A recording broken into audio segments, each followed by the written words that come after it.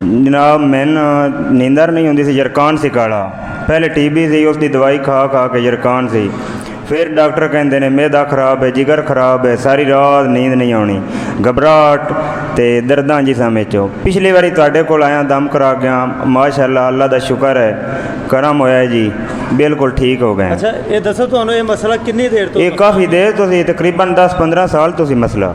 तुसीं 10-15 सालों तो देखो ना, कोई काफ़ी सारी जगह तो जी बड़ी दवाई खाधी, बड़ी दवाई खाधी, डॉक्टरों के चक्कर लाए, खा खा के दवाइयाँ, उंज ही बंदा सड़ गया।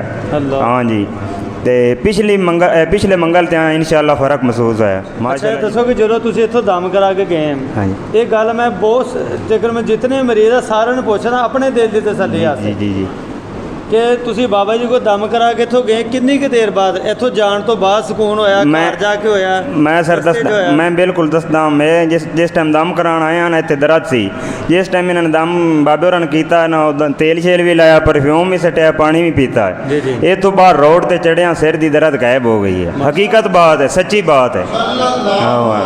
मोहम्मद सल्लल्लाहु अलैहि वसल्लम, मोहम्मद सल्लल्लाहु अलैहि वसल्लम जी। नींद बिल्कुल सारी रात नहीं होंदी, बाकी सारे घर दे सुनदे हैं, मैं मंजियां ते चक्कर लगांदा, टुरदे रहना, बह रहना, ते माशाअल्लाह इस हफ्ते च बड़ी नींदर आई है। अच्छा दसो कि तुसीं तकरीबन कितना के इलाज कराया और कितने के पैसे लगा ले? काफ़ी इलाज कराया, बड़े डॉक्टरां दे धक्के खादे न, कोई ये दसदा, कोई जिगर खराब है, कोई मैदा खराब है, फलां है, यरकान है, फलां है।